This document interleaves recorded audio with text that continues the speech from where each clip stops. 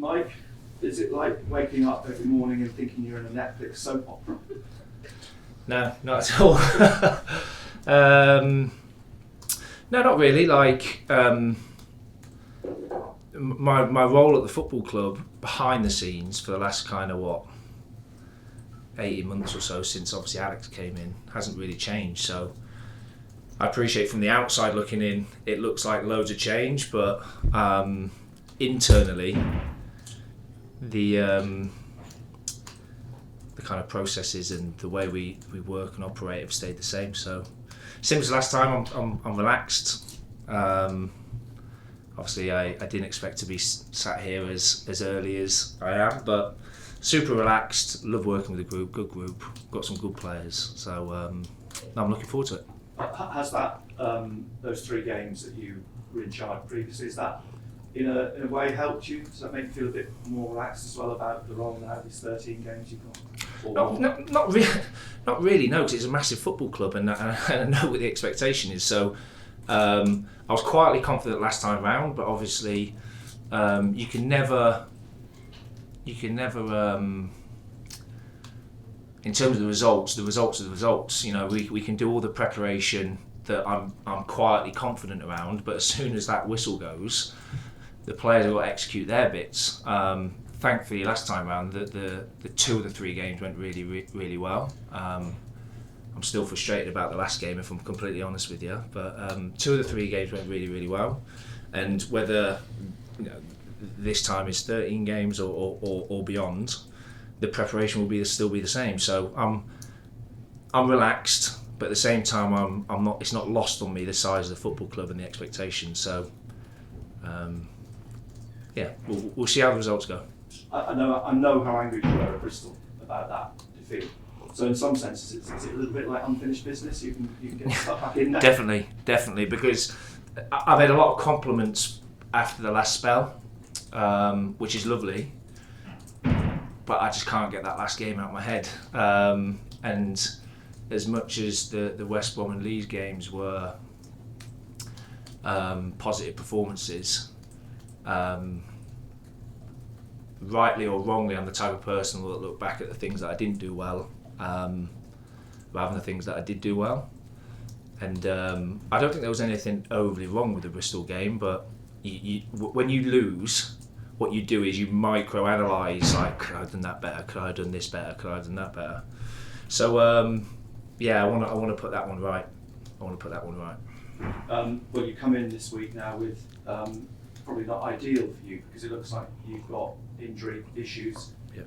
Jack Clark talked that he could be out for a month. There's rumours that Kjelda's injured as well. I mean, what's the situation? The Jack Clark one's an interesting one. And I'm not a big social media person. I'm only getting like things kind of second and third hand, but the information I get from the social media that it's a lot worse than what it is. Jack rolled his ankle against Birmingham. Obviously played 90 minutes, was super relaxed. Our kind of physio department were kind of super relaxed around Jack. The plan was for him to have a couple of days off and train kind of Wednesday, Thursday, Friday. That hasn't happened, so I think the game tomorrow is probably going to be a game too early for him. And then we'll kind of reassess where we are Monday. But I don't think the whole kind of out for a month, I think that's probably been a little bit more sensationalised than actually what it is. Leo's fine, I don't know where that's come from. And the rest of the group are as you would expect. And in terms of that rest of the group, who's close in Callum Styles? Is he in contention, because it's someone you could probably do with at the moment? Yeah, Callum's trained. Yeah, Callum's trained fully for the last 2 weeks, so Callum will be in the squad for tomorrow. I'm presuming Robert's it's still a few weeks away. Pat's still a few weeks away, yeah. Pat's not out on the grass yet, so Pat's still a couple of weeks. Corey trained with us this morning. He's been doing little bits with the under-21s, although when I say train with us, I don't want people to get carried away with that. It was very much bit part training, but it's welcome news to see someone of Corey's kind of calibre in the dressing room out on the training pitch. So Corey trained with us. Adji and Daki were out as well. They part trained. They did a little bit with the kind of sports science department, and a little bit with us. So there are some brighter news in terms of people returning. So brighter news, and Ballard's out as well, obviously. Yeah, Ballard's out. Yeah. Sealed. I mean, I guess you're not going to give too much away, but team news, but Jensen still, is he the obvious replacement? Yeah, Jensen in the Leeds performance in particular, I thought was excellent on the night. And I made a call to obviously change the way we set up, which meant Jensen came out of the team, and Jensen knows the reasons behind that, and he was more than comfortable with that. And I think Jensen more than deserves an opportunity to have a few games and a little bit of a run in the team to show us all where he's at. But he's trained really well, Jensen. Jensen knows my thoughts on him, and hopefully the next couple of games he can show everyone how good he is. It's going to be interesting, isn't it, without Clark now, because the team is so reliant on Jack for goals, etc. It's going to be the first chance to see the team without the star player, the star man. Yeah, definitely. And it will be, without giving too much away, an opportunity for me to maybe tweak and change one or two things. I think last time I showed that, and I mean this respectfully, that I will make decisions that I feel is best for the group. And when you have someone like Jack that's been taken out of the team, you have to try and come up with solutions to that. So the next few games, in particular the one on Saturday, the next few games will be really interesting in terms of team selections. How do you look at these 13 games now? Because the 2 defeats and other results this week have effectively dropped you 7 points off the base. Are you looking at it as let's just get to the end of the season, regroup, or are you ambitious in the sense that you still believe that you can reach the top 6? Yeah, well, it's the latter one, definitely, 100%. Like, there's still a huge amount of football still to be played. The league has shown that anyone in the league can lose back-to-back games. So even the teams in front of us, they're not within touching distance. So we've got to do what we've got to do. As I said to you when I came into the room, it's not lost on me the magnitude of the football club. It's not lost on me in terms of the expectation, and we've got to kind of live up to that. Whether we're good enough or not good enough, that's the aspiration. And my mentality, my mindset is I'm going to go and try and win all 13 games. And what might happen with that, I might lose a game because I've been overly bold and I'll get criticised for that. And then some games we might do really, really well and I'll get praised for that. But when you sit in this seat, I accept that's what comes with the territory. So my mindset is, and the players' mindset, every time we prepare for a game, it's never to go, right, can we shut up shop here, or can we nick a point, or can we do this? It's every focus is on winning the game. So we'll be looking to win all the games. I know how thorough you are in your preparation, and you've watched Swansea. Yeah. I gather that against Ipswich last week, they weren't as poor as perhaps people think with their position in the table. Yeah, the performances aren't as poor as what the position in the table. It's going to be a really, really tough game. The coach is a really good coach. He did really, really well at Notts County, and you can see in terms of the way he sets his team up, they're really well coached. And that's what when you look at the Championship now.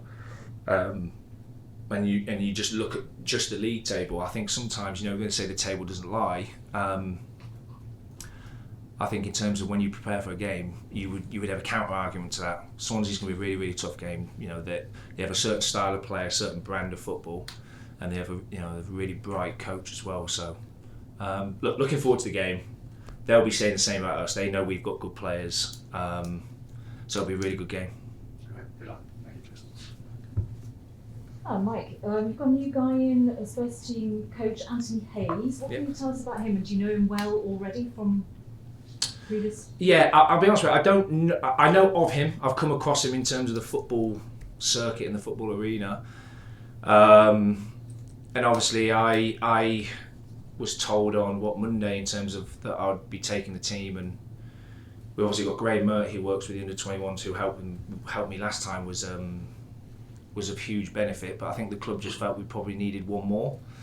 And we spoke to, in a short period of time. It's always hard to make a decision when you're trying to make a decision on someone off of like a 35-minute Zoom call, like he's my man or he's my man. So it's always a really, really tough decision. So you have to, one, go with your gut in terms of how did that conversation go, and you've got to rely on maybe other people within the building that know him probably better than I do.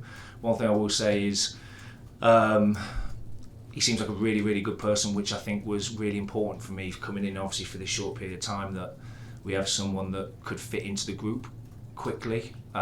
He's a coach, so he wants to be on the grass, he wants to work with the players, which is important for me because the way I like to work, we split the group up a lot, so I work with certain players, and so I need to be able to trust that other person to work with the lads that I'm not working with.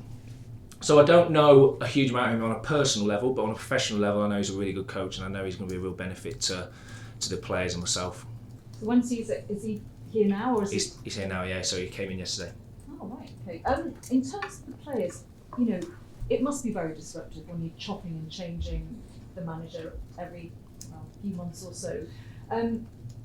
So how have they been, and does it also help that because you've been in charge before, they're actually much more settled than they would be had yet another new face come in? Yeah, and I mean this respectfully when I say this, I think it feels more disruptive outside than what it actually is inside. Now listen, you know, the club don't want to be changing the coaches as frequently as obviously what's happened in the last week. That goes without saying.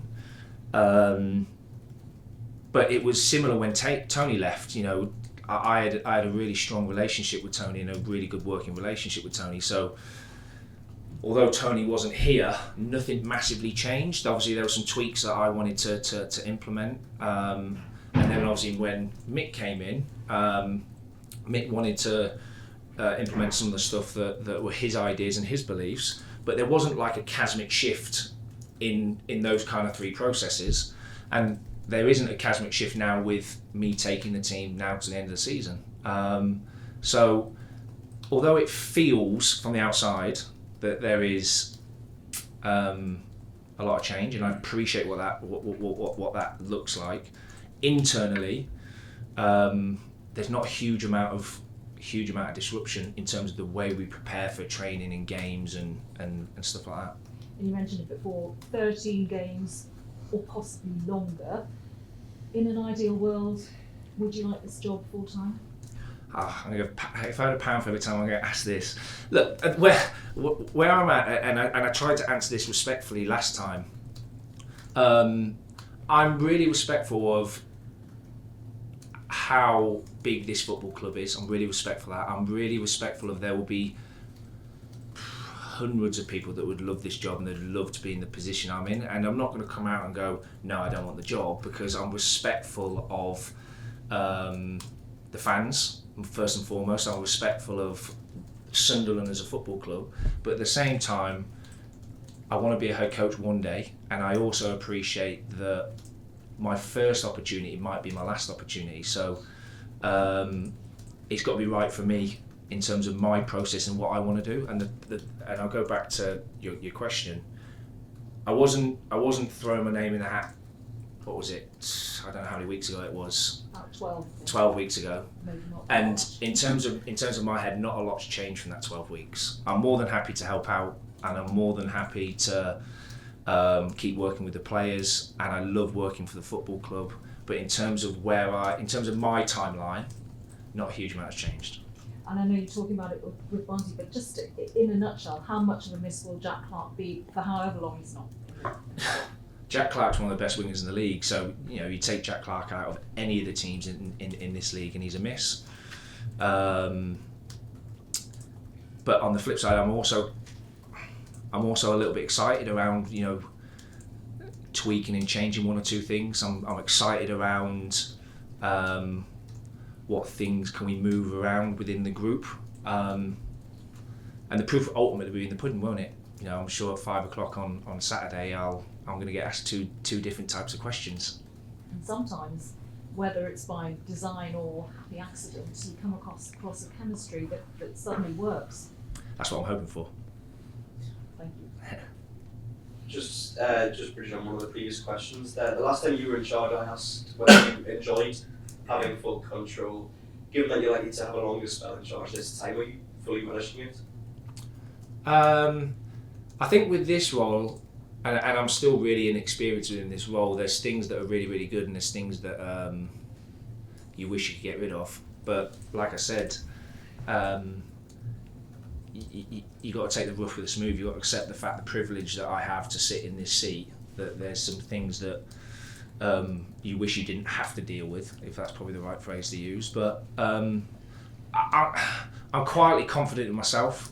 I'm quietly confident in terms of the way I work. I think I've got a good relationship with the group. I get a feel off them that they kind of like me. I like them. So I know we're going to prepare properly. So in terms of that, I take a lot of confidence. The bit that gives you anxiety is when that whistle blows, you can't control some of the things that happens on the pitch. That's the bit that gives you a little bit of anxiety. In terms of everything else, I'm relaxed and confident. And so will improving away form be key to extending this period of this season? Because obviously the home form's been relatively good, but away form hasn't been perhaps what the club would want it to be over recent weeks. Yeah, and listen, the way I work in terms of coach, I'm hypercritical of myself, so it's not just the away form. There's loads of things we need to be better at in terms of our structure in possession, our structure out of possession, in terms of set pieces, for and against, in terms of the number of goals we've scored. So away for, if I had to write down a load of things that I would be critical of myself now I'm in this position, that would be a list of a few things. But that's probably the beauty of me being in this role, because I've got to take those responsibility on. I've got to take that responsibility on, and I'm quietly confident we'll improve in all those areas. Anyway, can you sort of explain the week from your perspective and kind of what happened with Michael and kind of how you and the players responded to that? So came on a Monday. I went out with a small group, trained with that group. Came in for lunch. Obviously, I had a conversation with the people above me to say that they weren't going to proceed with Mick, and would they be comfortable with me taking the team, which clearly I am, because I wouldn't be sat here. And then straight after that, there was obviously a conversation with the players, and then a conversation with wider staff. Tuesday, obviously, I kind of led training. It was a normal training day. And then Wednesday, Thursday, Friday, it's just been kind of preparation and 100 mile an hour leading towards Saturday. Kind of how have the players been in training and just been kind of business as usual? Yeah. Any coach, whether it be Mick, myself, Tony before me, Alex before that, every coach has a way that they want to work. So, or as I said previously, although there's no massive drastic changes, it's my I'll say head on the block. I wouldn't say that, but it's I'm now making decisions. So if I'm now making the decisions, there's certain things that I would want, and in terms of my preparation, there's certain things that I want to do because I feel that's best. So there will be some slight tweaks and changes, and that's no different to any other head coach. But yeah, in terms of training application, training attitude, as I've said 1,000 times, and I'll say this till I'm blue in my face, they're a good group. They're really, really good kids. And they're really they're desperate to improve, and they appreciate where we are in the league table, and they know that we've got to do more than what we're doing at the moment. Obviously, you've got 13 games left. Kind of how much are you looking forward to the rest of the season? What do you think you can achieve as a group? I got asked this the other day in terms of there's some tough games, but my response to that, there isn't an easy game in the Championship, regardless of whether you look at the league table or not. Swansea at the weekend, having watched a lot of their games since the new coach has come in, and I know their results haven't been overly positive, the performance has been really good, and they probably haven't got what they deserved. So regardless of whoever those 13 teams are, I know that every single game is going to be tough, and we're going to have to prepare thoroughly for every single game. And like I said previously, my mindset is, I understand. I think I understand what the fans want in terms of how they want a Sunderland team to be, and I think that is every single game we're just going to have a real go, and some will lose, some will win, and I appreciate that. I'll have to answer questions regardless of whatever the outcome is. Just sort of finally from me, it's obviously your third kind of interim stint. how much you learned from the past 2 experiences, and how much do you think it will sort of help you in the final 13 games this season? Yeah, I think the first time was my biggest learning experience, and although you want to erase that part of your life, you also are appreciative of that part of your life, because I think sometimes failure is your most important ingredient to success. So I think that was probably my most important interim role, if that makes sense. The last time obviously went well, or semi-well, because obviously the last game. But I'm not getting carried away with that. Like I've just said, like I know how hard this league is, and I know there's some really, really good coaches in the league. So we'll be preparing for every single game thoroughly, and like I said, we'll be aiming to try and win every game. Cheers, guys. Cameras off, please. Can I just quickly ask? Sorry, you mentioned Tony Mowbray and his. Yeah. Have you spoken? Yeah, I'm glad you've asked. So, obviously, Tony spoke to me after the game on Saturday. So obviously, I was aware of the situation before it came out on Monday. The players, I felt it was important that the players heard it from me on Monday before it broke on social media. So I spoke to the players on Monday around it. It's amazing when something like this happens to a good man. You reflect on. You don't realise the influence they've had on you. So I'll be honest with you. Sunday was a really difficult day for me personally, and I know a lot of the other staff. So Alessandro and Michael Proctor, it was shock, and we were really, really disappointed for Tony. So I think just from a personal perspective, I know the club have put a statement out from a personal point of view and behalf of the dressing room, because I know the dressing room were they were upset on Monday, and everyone associated with the football club, we just wish Tony all the best. I have spoke to him. I think this sums up Tony, that he's obviously going through what he's going through, and then in the week he has the class and quality to pick the phone up to me and wish me all the best, and say some really nice things about me when he's got his own things going on. I think that says everything about Tony. So just from a personal perspective, I just want to wish Tony all the best. I want to wish Mark Venus all the best at Birmingham in terms of stepping in, because they're two really, really good people. Amber and his 3 kids. So everyone. Everyone from the first team and everyone associated with the football club, we wish him well, and we hope he's back in the dugout as soon as possible.